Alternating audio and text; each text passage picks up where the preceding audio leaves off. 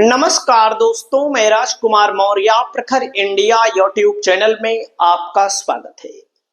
आप सभी साथियों को इस वीडियो के माध्यम से बताने जा रहे हैं कौन कौन सी सीटों को महागठबंधन आरजेडी का चुनाव जीतने जा रहा है। दोस्तों, मैं आपको बताना चाहूंगा कि अलग अलग सीटों का अलग अलग समीकरण होता है और अलग अलग समीकरण के आधार पर चुनाव होता है।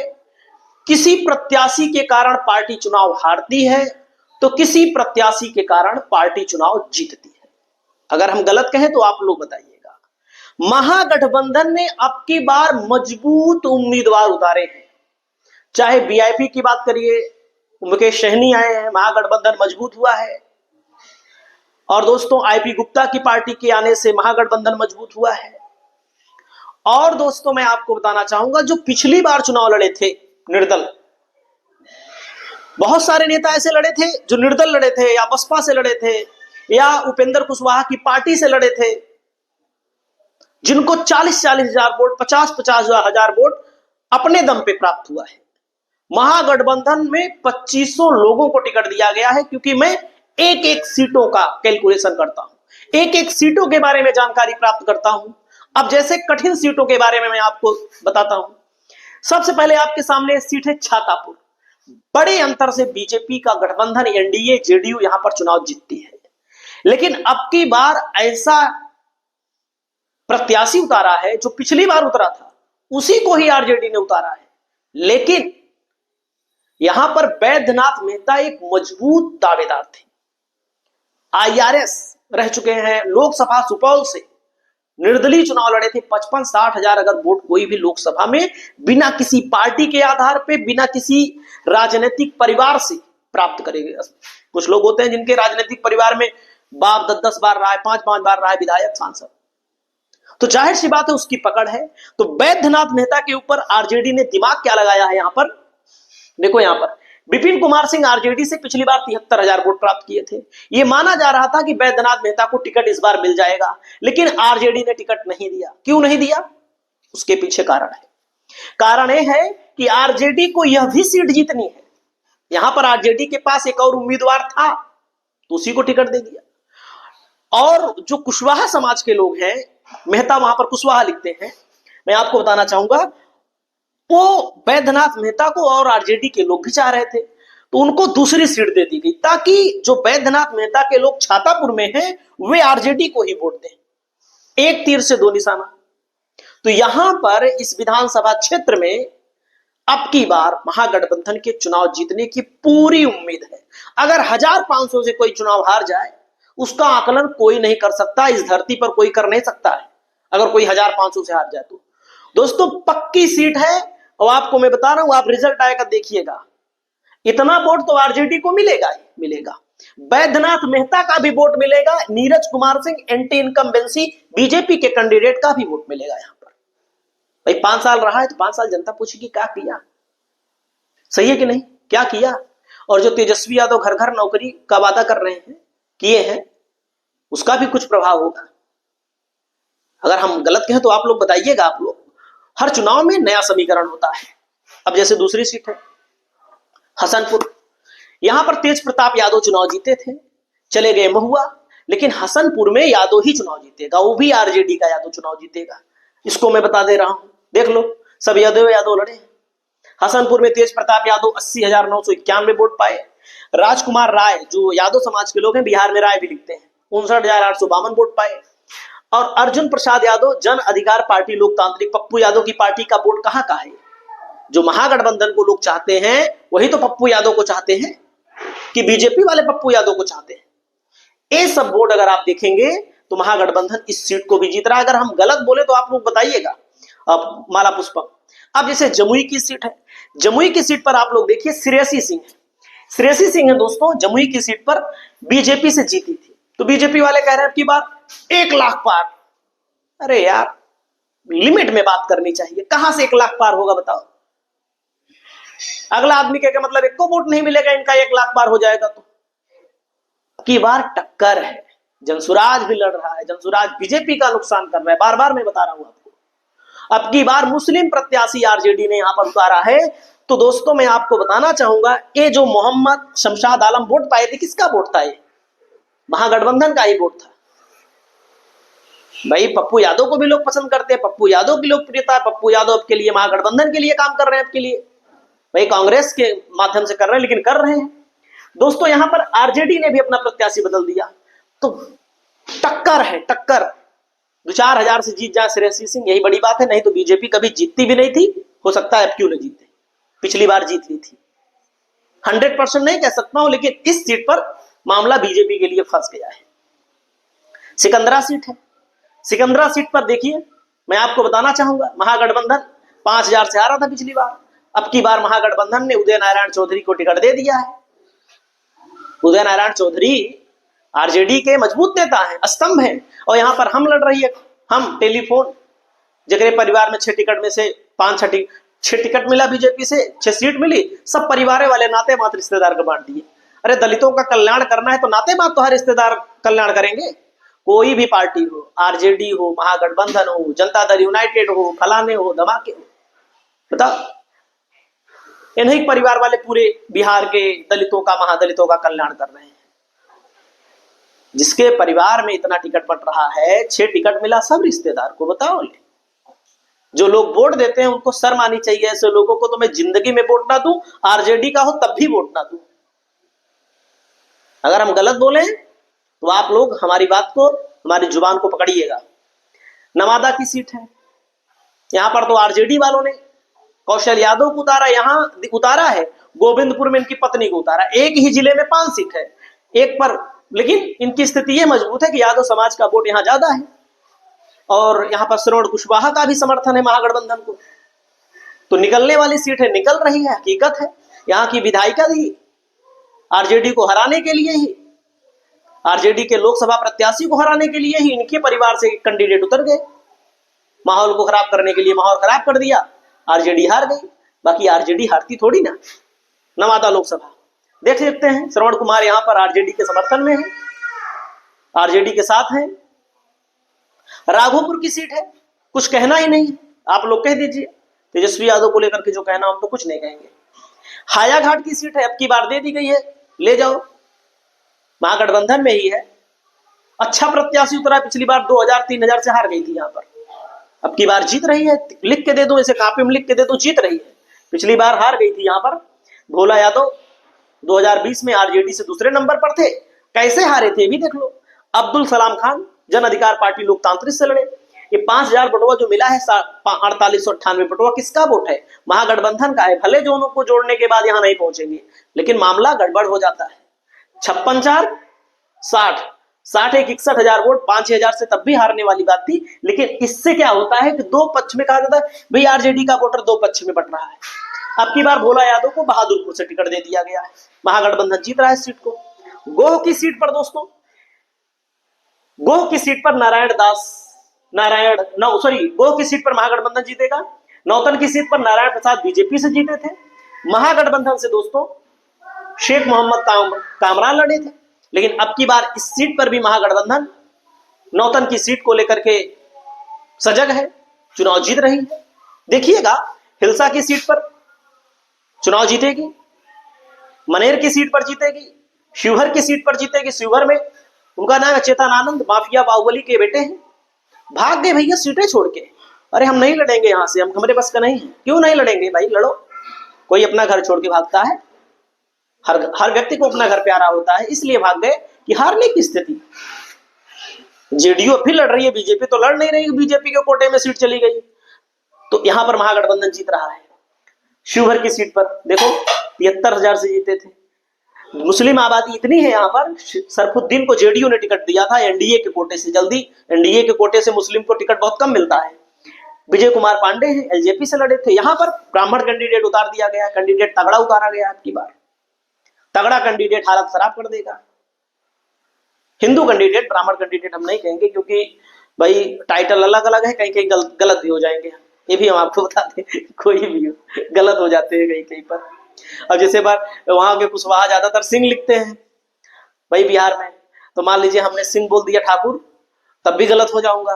तो टाइटल को लेकर मत जाइएगा हिंदू कैंडिडेट उतारा गया, मुस्लिम नहीं उतारा गया, ताकि ध्रुवीकरण ही ना हो। यहाँ पर बेलसंड विधानसभा है, संजय गुप्ता है दोस्तों, संजय गुप्ता है।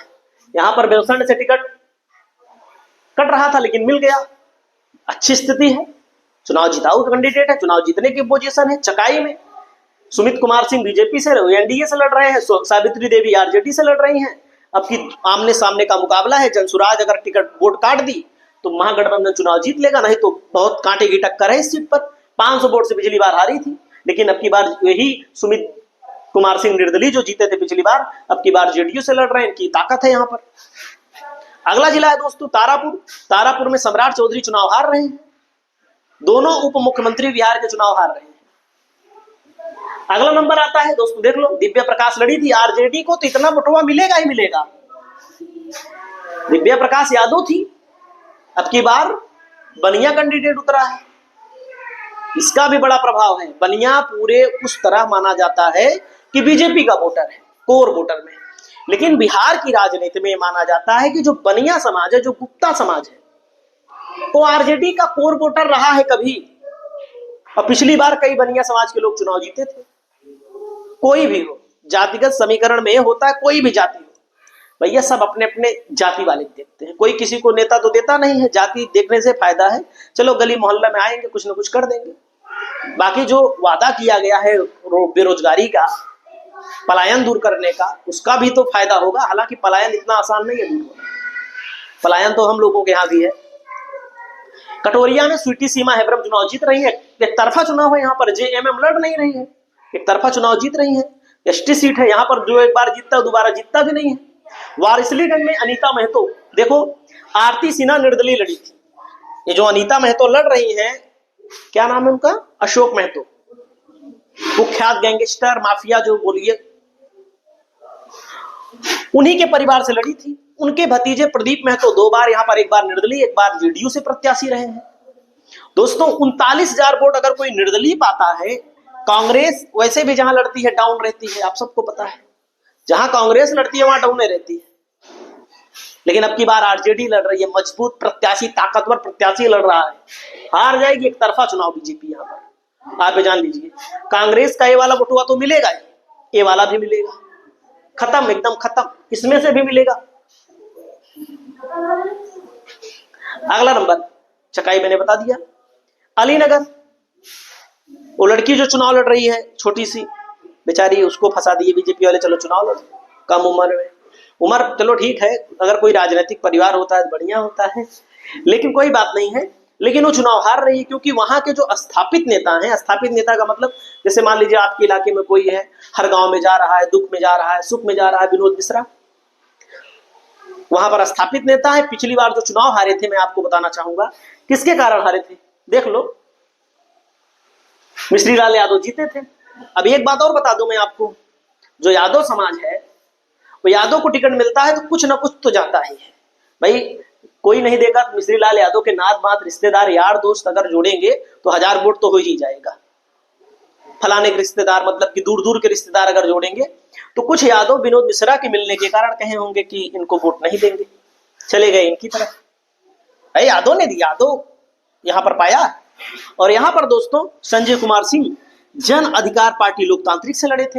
ये बटुआ किसका है, ए बटुआ पप्पू यादव का, पप्पू यादव के कैंडिडेट का ए बटुआ इसी कब्जे का है। हालांकि मजबूत लोगों को उतारा जाता है, उनका अपना व्यक्तिगत भी वोट होता है, लेकिन व्यक्तिगत वोट से क्या मतलब, जो लोग उनको पसंद कर रहे थे वही आरजेडी के। विनोद मिश्रा यहाँ पर चुनाव जीत रहे हैं, एक तरफा चुनाव जीत रहे हैं, यहाँ पर कोई लड़ाई नहीं है, बीजेपी को कोई कैंडिडेट नहीं मिला, बिचारी को लाकर लड़ा रहे हैं। अलीनगर में देखो अब्दुल बारी सिद्दीकी मुस्लिम होकर के आरजेडी से जीतते रहे, यहाँ पर जेडीयू 2 नंबर पे रहती रही है। यहाँ पर देख सकते हैं 2015 का आंकड़ा आपके सामने दे रहे हैं। परबत्ता विधानसभा सीट पर दोस्तों संजीव कुमार लड़े थे, जीते थे। यहाँ पर नजदीकी मुकाबले में दिगंबर प्रसाद तिवारी चुनाव हार गए थे आरजेडी से। संजीव आरजेडी में अब की चले आए, संजीव आरजेडी में चले आए हैं और परबत्ता सीट महागठबंधन चुनाव जीत रहा है, एक तरफा चुनाव जीत रहा है, इसमें कोई पूछने की बात है। केवटी की विधानसभा सीट फराज फातमी को टिकट मिला है, अब्दुल बारी सिद्दीकी यहाँ से चुनाव जीतते रहे हैं, कुछ वोट इधर उधर हुआ, जीत गए बीजेपी वाले। अब की बार नहीं जीतेंगे, आमने सामने के मुकाबले में देखो अब्दुल बारी सिद्दीकी कितने हजार से आ रहे हैं, 71,246, 76,372। भाई जो वादा किया जा रहा है कि भाई नौकरी देंगे, दे पाएंगे कि नहीं दे पाएंगे, नहीं दे पाएंगे तो हम खुद कहेंगे इनको वोट मत दो। इन्होंने झूठा वादा किया, जुमला किया, जैसे बीजेपी वाले जुमला फेंके थे, फिर बिहार में जुमला फेंक दिए 1 करोड़ नौकरी देंगे 5 साल में। सरकारी नौकरी की बात बीजेपी वाले की है, बताओ अभी तक क्यों नहीं दे पाए? 10-10 हजार घूस बांट रहे हो पब्लिक को, योजना ला करके 1 महीना पहले। याद आ रहा है कि महिलाओं का कल्याण करना है, बिजली फ्री करनी है। बताओ हमारे यहाँ सरकार है, मैं यूपी से हूं, हमारे यहाँ बिजली क्यों नहीं फ्री है? चुनाव आएगा तो कहेंगे फ्री ले लो बिजली। मूर्ख बनाने का अड्डा तो है ये है। हमारे यहाँ भी फ्री होनी चाहिए, हमको भी बिजली चाहिए।